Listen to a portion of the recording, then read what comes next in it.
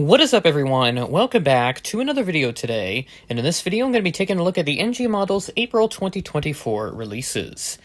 The releases have been announced as of Wednesday, April 3rd, and we've got a lot of releases to take a look at. So as I go ahead and get the hints pulled up, these are all the hints that have been announced.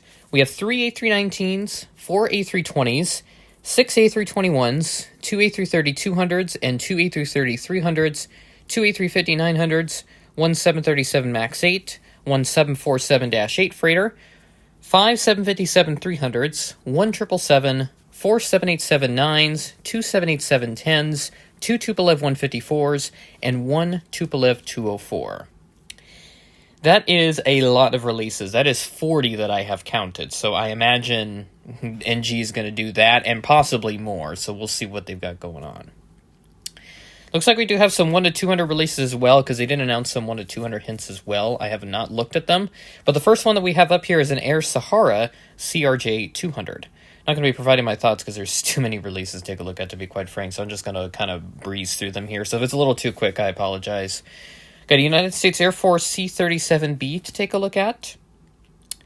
That I think they've done before. And there's also an Aerogal 757-200 in 1 to 200 scale. Now I have a feeling I've looked at that one before, but I could be wrong. And then we have a China Southwest or Royal Nepal Airlines 757-200. This must be like some hybrid or something, I don't know. And then there's a regular one right after that. There's also a United 757-200 in the Continental Globe livery. Kind of wish they did Evo, but they've already done Evo actually, so disregard. Then we do have an American 757 to take a look at right after that, looking really good. There's also another one as well with the One World sticker. Then we have a China United 737-800, still in our 1 to 200 releases here, as you can tell. And there's also New Mexico 1 Southwest 738 for our 200 scale collectors. And then a Hainan 738 Pepsi livery, which they have done in 400 scale before.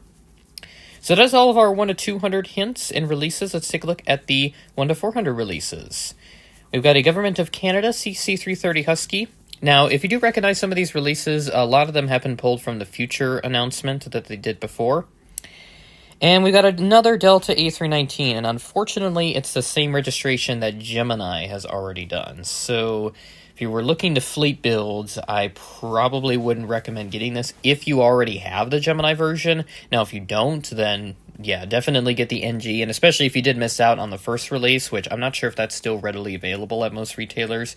As far as I'm aware, Waffle, I think, and Panda Fox as well, they don't have them anymore. Continuing on, we have an Ultimate Collection model, China Southern A330-300. This one has the Trent engines. And then we have the Pratt & Whitney variant as well to go with that right after. Sichuan A350-900 with the Panda Route special livery. That I remember being announced as a future release. And we have an Air India A350-900, also another future release. They beat Gemini to this one. This one has the Ultimate Collection as well. We have a Baltic Malaysia 737 MAX 8. I believe this is their first release of this airline. Then we have a blank 737 MAX 10, so you can do some customs on it if you so wish. Atlas Air 748, this one again has the pre-paint livery. And this apparently is some sort of revised Ultimate Collection model now. Not sure what they got going on. And we do have an Evo Blue 753, so I will think about picking this one up because I don't have that yet in my collection. Then we have a United 777-200ER with the Star Alliance livery. This has the Pratt & Whitney engines on it. An Etihad 787-9 with the regular livery, no special decal or anything. There is one on this one, though. This is the T-Mall 11 sticker, is what NG puts it. Happy 11/11. Pretty interesting. We have another Air Tahiti Nui 787-9. Now, they only have 4 of them in their entire fleet, so NG has essentially done the entire fleet. And then we have another one here. This one they have done before, but it does have a special sticker just underneath the L1 door, 25th anniversary. We have a Taram Tupolev 154B variant, which is a bit rare. And then below that, another China Southwest. This is an M model, as you can tell by on the engines. Next up, an EVA Air 787-10 Dreamliner. Looking really good. Then we have some Qatar A319 corporate jets, or A319 CJs. Both of these are just different registrations. One of them has a bit of an older livery. And here's another one I'll probably pick up as well, a JetBlue A320 Spotlight Tail. This one has the sharklets on it as well. We have a BA Better World, our most important journey yet, A320neo. That'll please some of our European collectors. Then we have a Junyao Air A321neo with the Blessed Land Program special livery. And then another one below that. This one is a regular livery, the first one assembled in China. Then we have a Chengdu Airlines A321neo, the first one for EU. I think that may be the airline code, because that would not mean European Union, at least in that context. Oh, this is an interesting livery. This is a Capital Airlines A321 IAE with sharklets. This is the San Xingdui Archaeological Sites livery. And then there's a Sichuan Airlines A321neo. This one has another special livery. Not going to try to pronounce that name. We have another JetBlue A321, but you'll notice this one is the balloon's tail, and it has the red sharklets on it. This is different than the one that NG did previously, which I have in my collection. Air China A330-200 with the Star Alliance livery up next. This one has the Trent engines on it. There's also another one below that. This one just has a different registration. Then we have another Sichuan A350-900. This is the same livery, but with the Ultimate Collection packaging. Then we got a whole bunch of Condor 757-300s after that. We've got the blue one, we have the yellow one, the green one, and the red one. So those are all the four, just kind of rapid fire there. We have a Saudia 787-10 with the new livery, and that's going to be their standard livery now. This one has a red C sticker on it. A Cubana Tupolev Tu-204-100 up next in a standard livery. Then we have a, I don't even know what airline that is. Colorful Guizhou Airlines is, I think, how you say it. It is colorful indeed. I like the warm colors on the back and then the cool colors up front.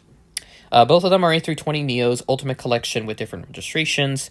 Then we have another Air India A350-900. This one does not have the Ultimate Collection packaging. Is it just me, or is the CGI off on this one? Looks a bit strange. And that is all of the releases. I went rapid fire here because there is a lot of releases to take a look at. It's just NG, with the way they do the releases, that's too much. Like, they need to really slow down with these releases and not do 40-plus planes every release, because I imagine there's going to be some delays. Unless they have expanded capacity in their factories, we'll see. But I would just be prepared for possible delays with some of these releases. What exactly, I can't tell you, because I don't know how they structure production. But just be prepared for some delays, and I would just kind of throw caution to the wind if you do decide to pre-order any of these releases. So my picks of interest out of this is going to be the United 753 Evo and the JetBlue A320 with the Spotlight Tail, the new livery. I would think about getting the A321 as well, but I don't really want to get all the different colors, at least right now. Maybe I'll think about it later down the road if there isn't anything else appetizing from manufacturers this month. So I'll keep that one on the back of my mind for now. And the Air India A350, I kind of want to get that one as well, just so I can build up my international fleet. And I imagine they're going to start flying these to the States in the future. Would be pretty nice to have one of those in my collection. So overall, kind of an set, but at least there is a couple good interests this month, so I'll hold off my stronger complaints on this release, since they have kind of figured that out for now. And that'll do it for me for this video. With that being said, thanks for watching, and I will catch you in the next video.